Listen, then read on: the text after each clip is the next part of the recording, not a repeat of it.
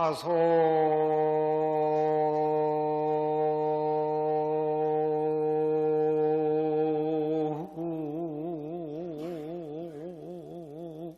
산전 설천기하고 조가임매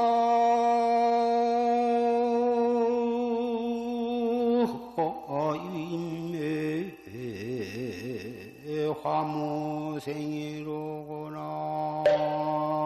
나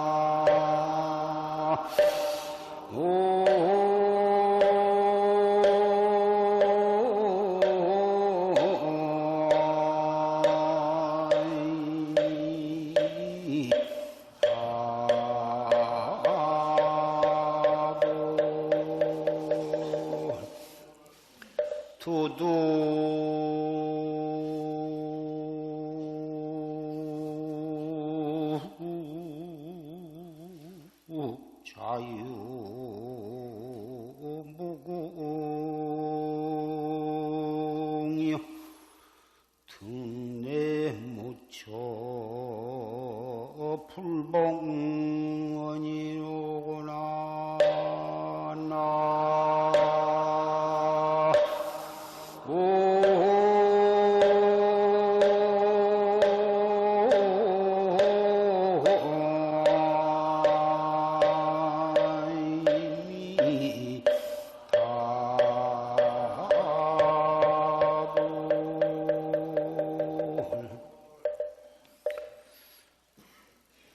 화소산전의 설룩이요 꽃은 산 앞에서 웃어가지고 천기를 누설하고 있고 조가 임의 화무생이로구나 새는 숲을 밖에 노래해가지고 무생을 말하고 있더라. 두두자유무궁이는 머리마다 낱낱이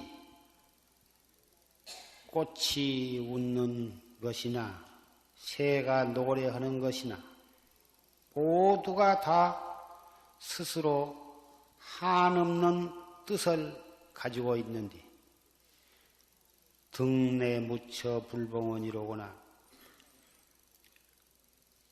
그 뜻을 깨달아 버리면 그 한없는 뜻을 얻어오면 그 근원을 만나지 아니하는 곳이 없어. 오늘은 개해년 10월 15일에 결제를 해가지고 90일이 지내서 갑자년 정월 15일에 해제를 맞게 되었습니다.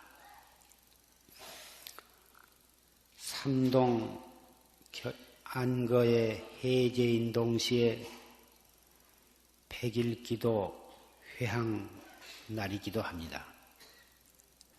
지난 겨울 동안 유독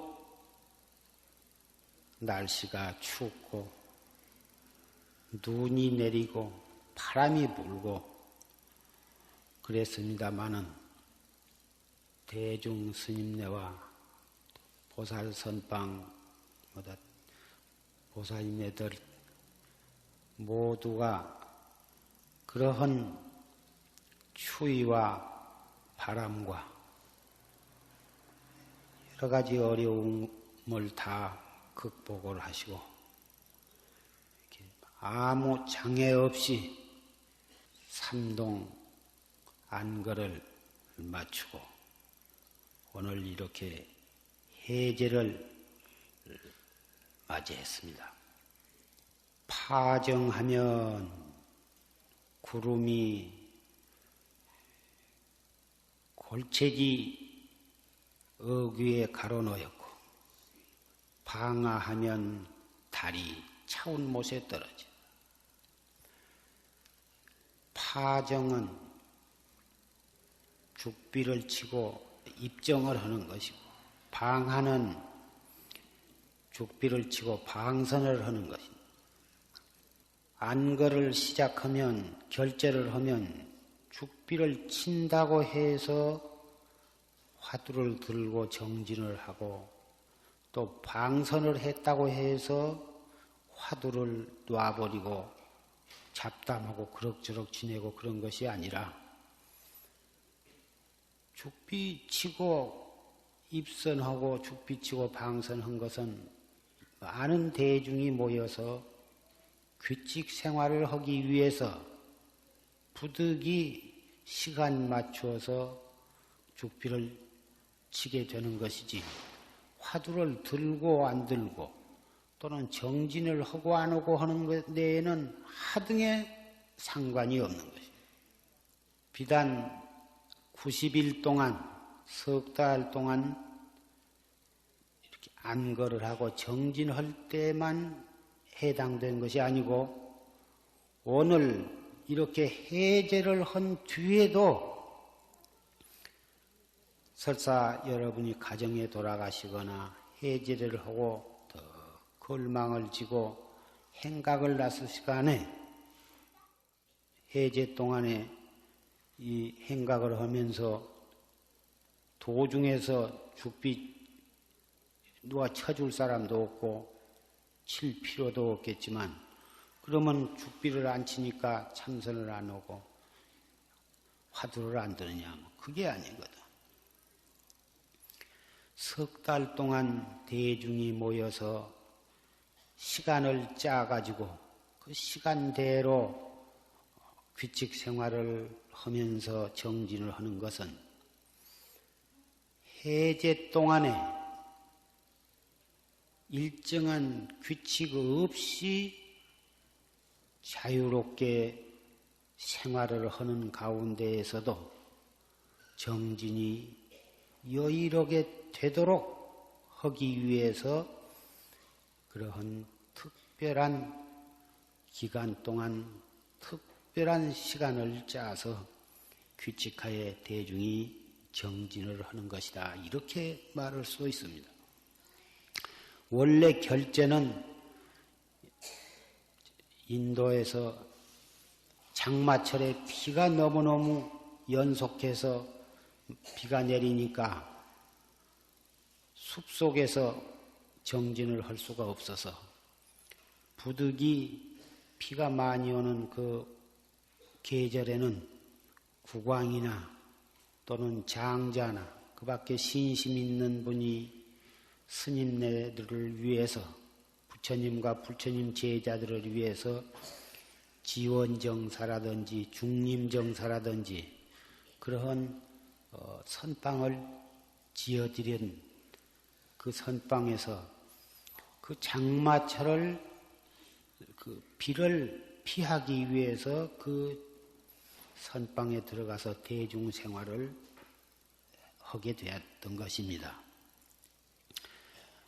그리고서 우기가 끝나면은 이제 그 흩어져서 각기 이리저리 흩어져서 숲속에서 자고 숲속에서 정진하고 인연 따라서 설법하고, 공양은 다 탁발을 해서 바루를 들고 하루 한 끼씩 얻어 자시고 그러면서 정진을 한 것이, 그것이 결제 안거의 유래인데, 중국, 한국, 일본 이 북방으로 오면 여름에 장마철뿐만이 아니라 겨울이 돌아오면 또 눈이 내리고 바람이 불고 해서 날씨가 차우니까 또 자유롭게 다니면서 정진하기가 대단히 어려워서, 그래서 이 북방으로 와서는 겨울 석 달 동안 안거를 또 하게 된 것입니다. 죽비를 치고 대중이 모여서 규칙 생활을 하고 입방선을 할 때는 여러분이 같이 살고 그 법도에 맞춰서 하니까 특별한 생각을 내지 않아도 계절로 대중 따라서 정진을 할 수밖에 없고 정진이 되어질 것입니다마는, 해제를 하게 되면 그런 엄격한 규칙이 없이 동서남북으로 행각을 하면서 자유롭게 지내기 때문에 자기 자신이 입승이 되어야 하고 자기 자신이 주지가 되어야 하고 자기 자신이 원주가 되어야 하고 자기 자신이 모든 소임을 한 몸에 다 가지고 소임을 하면서 정진을 할 수밖에 없는 것입니다. 그래서 결제 기간보다 훨씬 더 해제 기간 동에 자기를 단속을 엄격히 하고 스스로 자기에게 채찍질을 호되게 가하면서 하루하루를 지내야만 되는 그런 계절인 것입니다.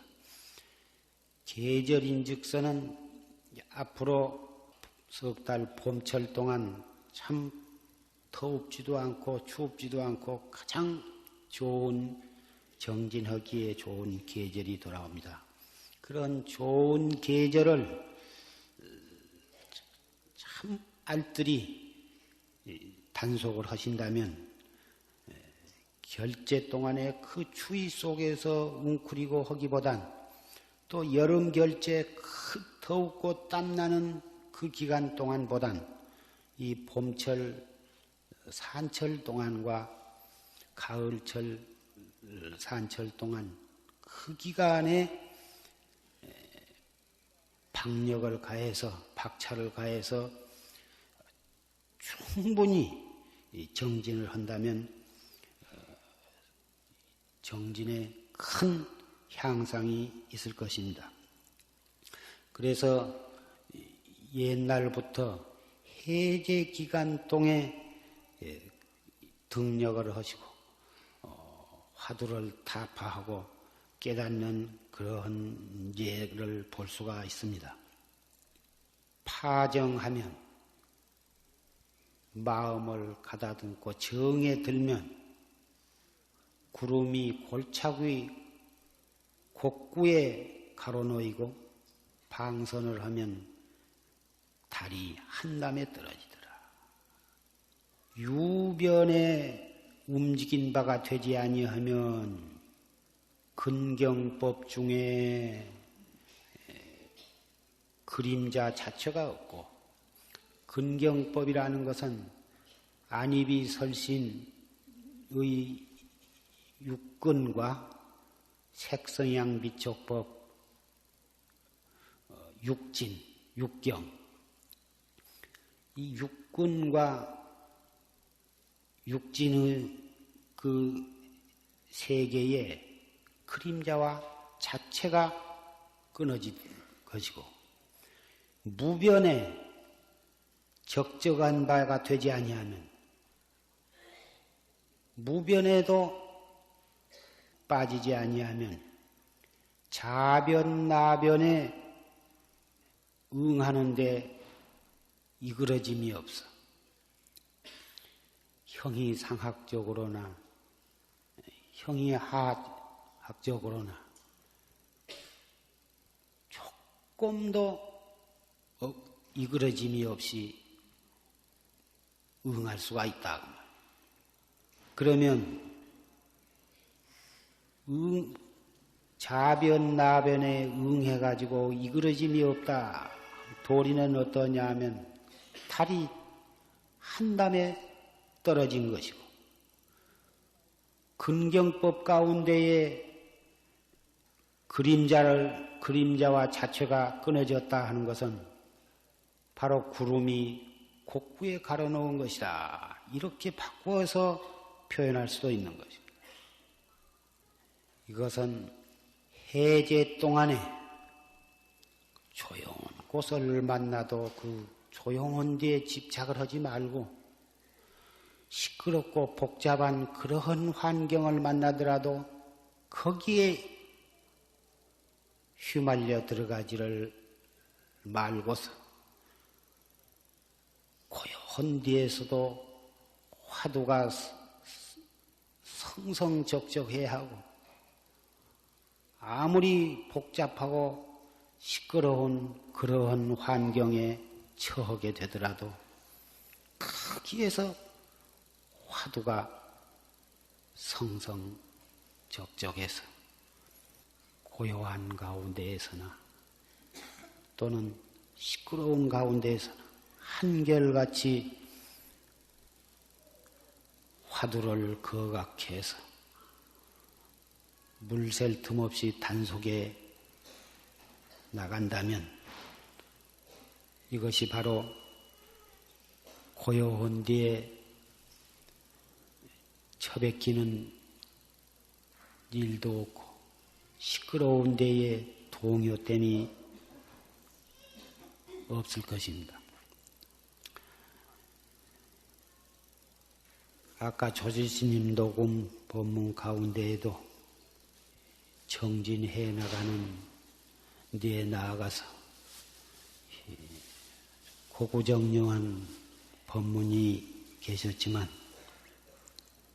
우리는 죽은 사람이 아니요 목석이 아니기 때문에 눈으로는 무엇인가 눈을 뜨면 보이게 되고 귀로는 무슨 소린가 듣게 되고 생각으로는 무슨 일인 간에 생각이 끊임없이 떠올랐다 가라앉았다 하게 됩니다. 그러나 눈으로 무엇을 보든지 귀로 무슨 소리를 듣든지 좋은 생각이나 굳은 생각이나 지나간 과거 생각이나 미래 생각이나 어떤 생각이 떠오르든지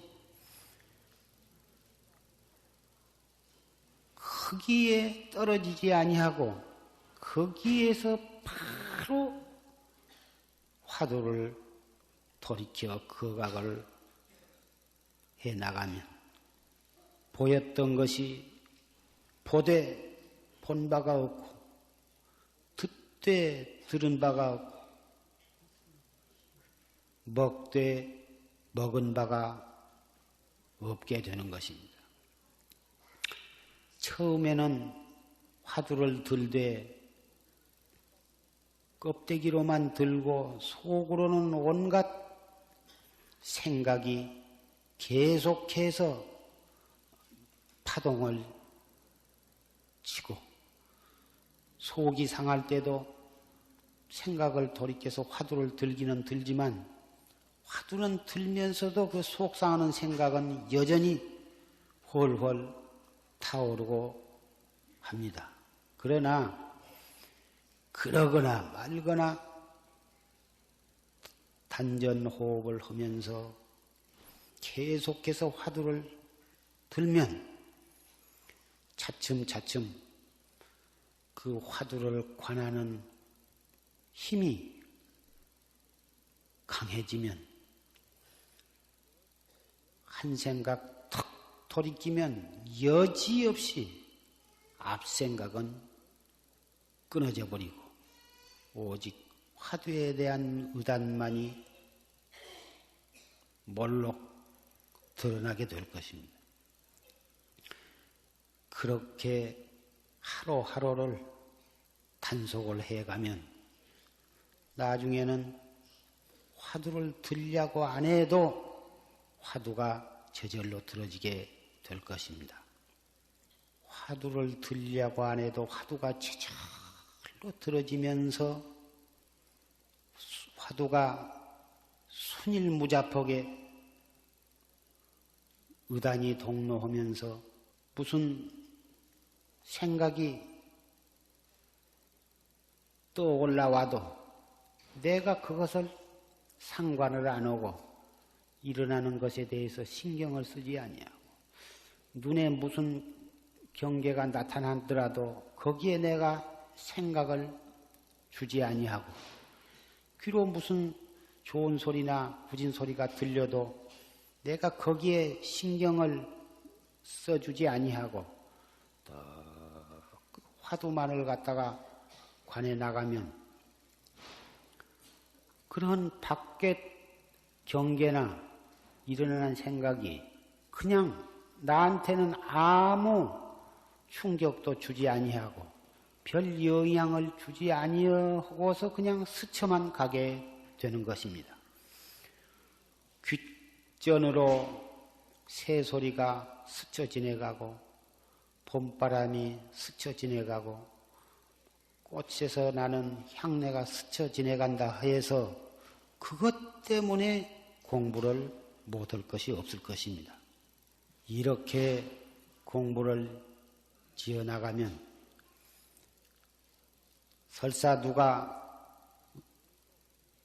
속상하는 소리를 계속 내 앞에서 해가지고 나의 오장을 계획적으로 뒤집어 놓기 위해서 끈질기게 달라붙는다 하더라도 그러면 그럴수록 나는 탁 마음을 가다듬고 화두를 들고서 무심으로 상대하면 상대방은 자기가 계속 그렇게 수작을 걸어오되 이쪽에서도 고를 내야 재미가 나서 더 달라붙을 텐데 내가 화두를 떡 들고서 무심해버리고 조금도 반응이 없으면 재미가 없으니까 그냥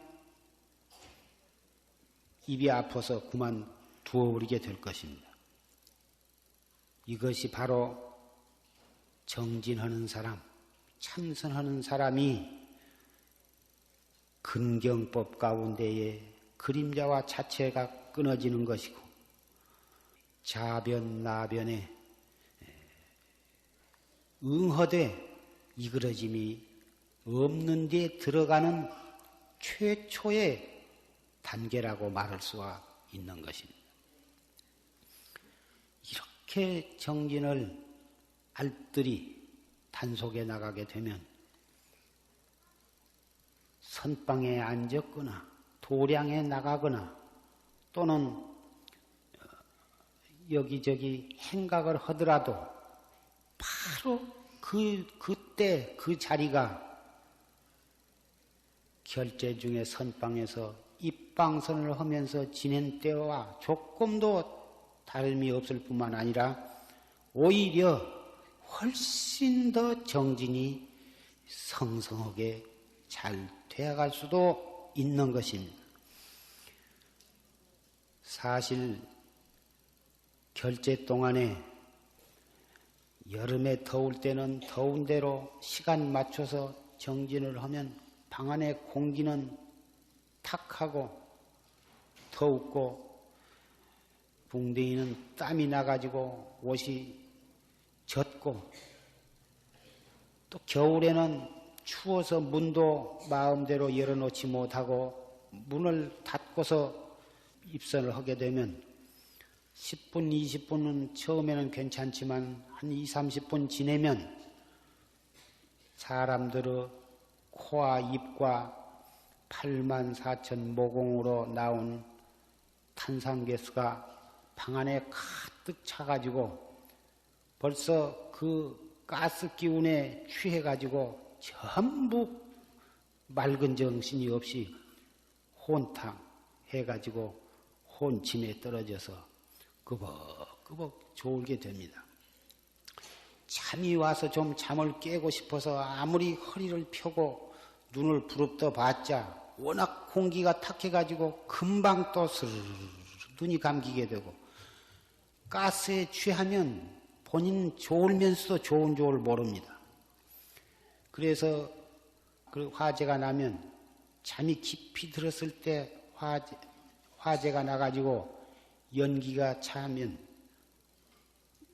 타 죽게 되는 것이 그것입니다. 눈을 떠갖고 있을 때에는 연기가 나고 그러면은 박차고 문을 열고 나가지만 잠이 깊이 들은 상태에서 불이 나면 차츰차츰 연기가 차가지고 그 연기에 꽉 질식을 하되 눈을 뜰 줄 모르게 되는 것입니다. 그래가지고 아주 그냥 죽게 되는 것입니다. 연탄가스로 죽은 것도 역시 그렇게 되는 것입니다. 사람 콧구멍에서 숨 호흡하는 데서 나오는 가스도 그것이 탄산가스라 연탄가스보다는 조금 덜 독할란가 모르지만 그것도 역시 오래 들어 마시게 되면 머리가 몽롱해지고 나중에는 골도 아파지고 뼈골도 쑤시게 되고 몸도 무겁게 되고 감기 같은 것도 잘 걸리게 되고 한번 감기에 걸리게 되면 잘 낫지도 않은 것입니다. 그렇게 졸음이 오고 정신이 흐릿터분하고 탁하고 그러지만 죽비를 치고 입선을 했으니 좀 밖에 좀 나가서 찬바람도 쐬고 싶지만 그렇다고 해서 일어나서 들랑달랑 하면은 20명, 30명 내지 5, 60명이 각기 입선을 해놓고 들랑달랑 하면 그 어떻게 되겠냐 그 말이에요. 그래서 다른 대중을 위해서도 참고 앉아서 그 죽비 칠 때까지 시간을 기다려야 하고 앉아서 기어코 그 시간을 채워야 하기 때문에 그 흐릿터분하고 혼침 속에서 억지로 그 시간을 채워야 하다가 이렇게 해제를 하고 나가게 되면 이제 죽비 칠 것이 없으니 졸리면 나가서 포행하다가 성성해지면 다시 와서 정진하고 이 해제 동안을 잘 채찍질을 하면서 유용하게 정진을 해가면 그래서 등력하는 율이 만하게 되는 것이라고 그렇게 생각이 됩니다. 공부는 자기가 하는 것이고 또 자기를 위해서 자기가 하는 것이라 다른 사람을 위하고 다른 사람이 해줄 수가 없는 거죠. 그렇기 때문에 공부가 잘 되고 안 되고를 따질 것이 없이 화두가 성성하고 적적하게 잘 들리게 되면 그럴수록 더 알뜰하게 잘 단속을 해 나가야 할 것이고 화두가 산만해서 집중력이 없이 잘 안 들리고 답답하고 몸이 뒤틀리고 영 정진이 잡히지를 않는다 할지라도 그럴수록에 지혜롭게 그 고비를 단속을 해 나가야 하는 것입니다. 화두가 순위를 해서 잘 들릴 때도 대단히 그러한 경계를 잘 유지해 나가도록 주의를 해 나가야 되겠지만 화두가 잘 안 들리고 답답하고 먹먹하고 애를 먹고 그럴 때에 정말 그럴 때일수록 그 고비를 지혜롭게 잘 넘겨야만 되는 것입니다. 대스님의 서장에 보면 그 공부가 잘 안 되고 지루하고 답답하고 뒤틀리고 먹먹하고 애를 먹을 때 그때가 가장 중요한 때라고 여러 차례 말씀을 하셨습니다. 왜 중요하냐고 하냐 하면 그게 공부가 잘 못 되어 가지고 그런 것이 아니다 이것입니다. 그동안 공부해 가지고 한 곱이 넘어가려고 할 때에 그러한 경계를 만나게 된다 그래요. 그래서 흔히 그렇게 되면은 그런 경계를 만나면 내가 이 업장이 수토와 가지고 영 공부가 안 되고 그래가지고 짜증을 내고 번외심을 내고 한탄을 하고 그러는데 그렇게 생각할 일이 아니다 이것입니다. 인자 내가 이 고비를 잘 넘김으로써 공부가 한 계단 더 높이 올라간다. 그런 중요할 때를 만났다. 이렇게 생각을 험직하다 이것입니다. 그래서 그런 경계를 만나면 절대로 짜증을 낼 일이 아니라 지혜롭게 그것을 대처를 하는데 어떻게 하면 지혜롭게 그것을 대처를 하는 것이 되느냐. 첫째, 짜증을 내지를 말 것이고 둘째는 그럴 때에 단전호흡을 잘 해서 그 고비를 넘기고 또 혼침이 와가지고 도저히 정신을 차릴 수가 없을 때에는 조용하게 일어나서 밖으로 나와가지고 일직선으로 한 50m나 30m쯤 이렇게 직선으로 적당한 장소를 딱 정해가지고 꼭 그 직선상으로만 왔다 갔다 하면서 한 10분 이렇게 왔다 갔다 하면서 그 가운데에 화두를 들도록 그러면 혼침도 없어지고 또 가슴이 그렇게 답답하고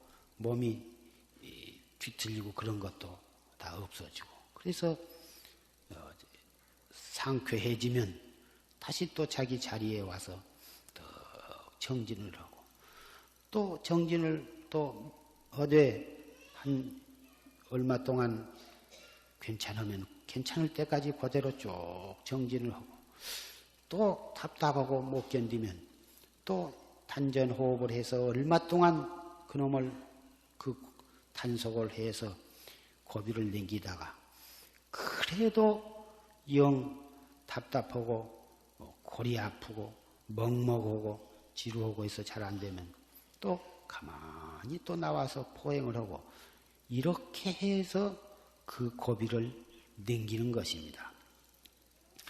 그렇게 하루 이틀을 하다 보면 다시 깨끗하게 성성적적하게 화두가 현전하고 순일하게 정진이 되어가는데 그 전에보단 훨씬 공부가 수월하게 화두를 들려고 애를 쓰지 아니해도 화두가 일상생활 속에서 순일하게 들어지는 것입니다. 이렇게 해서 무한한 공력을 들이고 무던히 끈기 있게 이 고비를 넘기기를 수없이 이렇게 닦아가는 것입니다.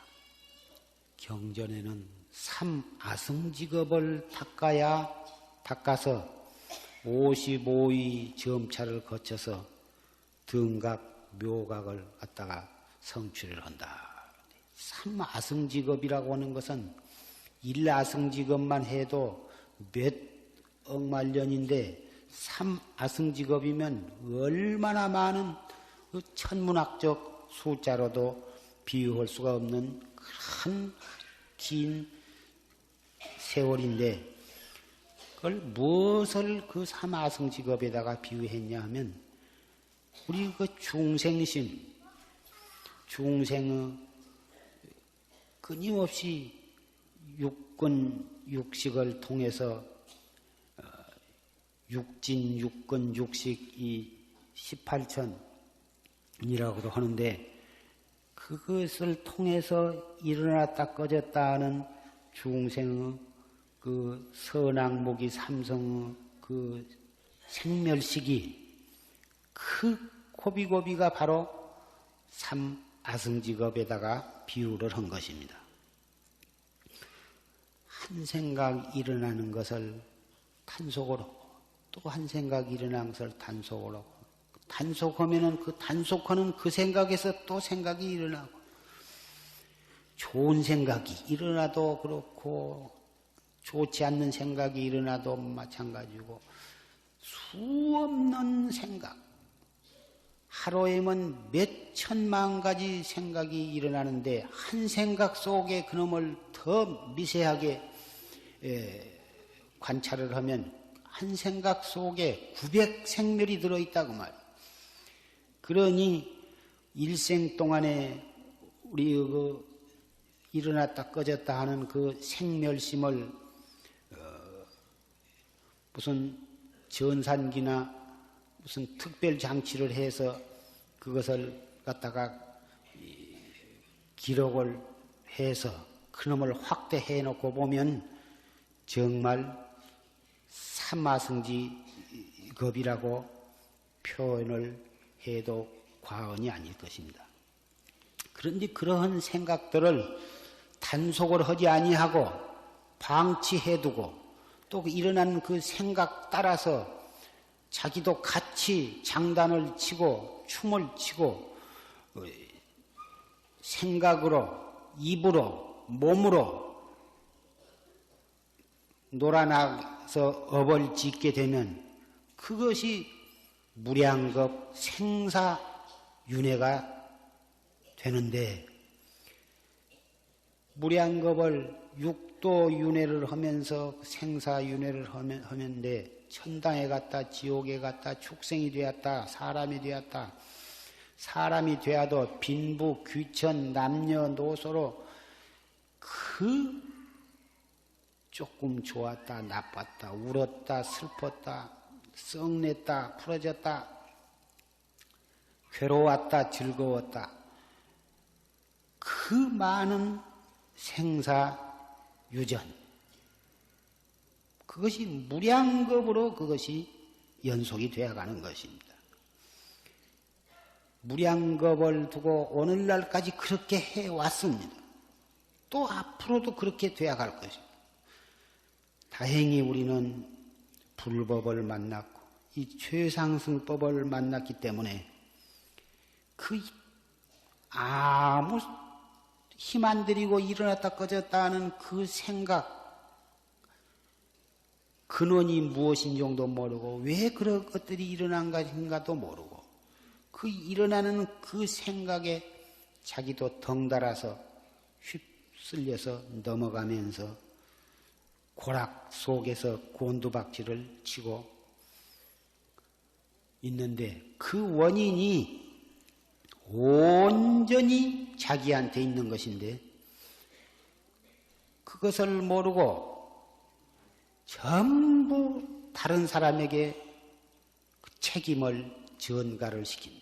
그래가지고 크나작으나 남을 원망하고 남에게 그 허물을 뒤집어 씌우고 남을 원망하고 미워하고 왼수를 맺게 되는 것입니다.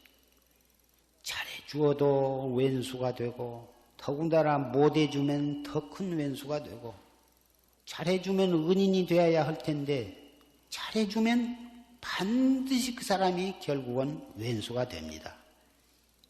못해주면 당장 그 자리에서 뭐 왼수가 되는 것은 말할 것도 없고 잘해주는데 왜 왼수가 되냐고 말이요. 처음에는 좀 고맙다 그러지만 결국은 그렇게 해서 맺어진 인연이 나중에는 왼수가 되고 마는 것입니다. 왼수는 친한 데에서 일어나는 것이라 부처님은 그렇게 말씀하셨어요. 조그마한 은혜도 남이 나한테 은혜를 베풀어 준 것은 아무리 조그마한 것이라도 평생 동안 잊지 말고 아무리 큰 왼수라도 즉시 잊어버려라. 이렇게 고인은 말씀하신 바도 있지만 남이 나한테 은혜를 베풀어 주되 나는 화두를 들고 화두를 들므로써 그 사람의 은혜를 갚아야 하고 남이 나에게 섭섭하게 하고 남이 나에게 해를 끼친다 하더라도 화두를 들므로써 그 사람이 나한테 해롭게 한 보답으로 삼는다면 그것이 바로 생사윤회에서 벗어난 가장 현명한 길인 것입니다. 그 말은 어찌 생각해보면 현실에 맞지 않는 말 같이 생각이 될는지도 모릅니다. 왜 남이 나한테 잘못하면 즉각 방어를 해야 하고 대처를 해서 나를 해치지 못하게 해야 할 것이고 또 남이 나에게 은혜를 베풀면 그 고마운 보답으로 물심양면으로 그 은혜를 갚으면서 살아야지 어찌 남이 나를 해친다고 해서 화두만 들고 가만히 그것을 다 당할 수가 있으며 또 남이 나에게 물심양면으로 나에게 은혜를 베풀었을 때에는 그것을 어떻게 반드시 보답을 해야지 화두만 딱 들고 다 똑똑 따먹고 있을 수가 있느냐. 그건 현실적으로 안 맞는 소리다. 출가해서 머리를 깎고 도를 닦는 스님네라면 삼륜이 공적해서 보시하는 것이나 보시하는 물건이나 받는 사람이 모두가 공적, 무심해버리면 그것이 바로 청정한 것인데 스님네는 혹 그럴 수가 있다 하지만 세속에서 사는 사람이 어떻게 화두만 들고 그렇게 한다면 다른 사람이 볼 때 미쳤다고 하거나 모질한다고 하거나 그렇지 않으면은 영 똑똑 따먹고 다시는 보답한 법이 없으면은 그 사람 아주 숭악한 욕심쟁이라고 할 것이 아니겠냐. 또 현실적으로 보면 그런 점도 있습니다. 있으나 화두를 듣는 마음으로 물질적으로 보답을 할 때는 하고 또 상대방이 나를 해를 치면 그걸 지혜롭게 방어를 하되 왼수의 마음을 가지고 복수심에 불타는 마음으로 대처를 하지 말고 그런 그 상대방이 나를 해를 가하되 퍼뜩 화두를 들고서 먼저 이성에 입각해서 대처를 해 나가야 하는 것입니다. 화두를 놓쳐버리면 감정에 떨어져 버리니까 화두를 한번 탁 챙길 수 있는 여유만 있어도 우선 감정에 노예가 되지 아니하고 자기의 중심을 잡고서 모든 사리를 판단하게 되고 처리하게 되니까 그리만 돼도 얼마나 훌륭한 일이며 얼마나 그 지성인 다우며 얼마나 부처님 제자다우냐 이것입니다.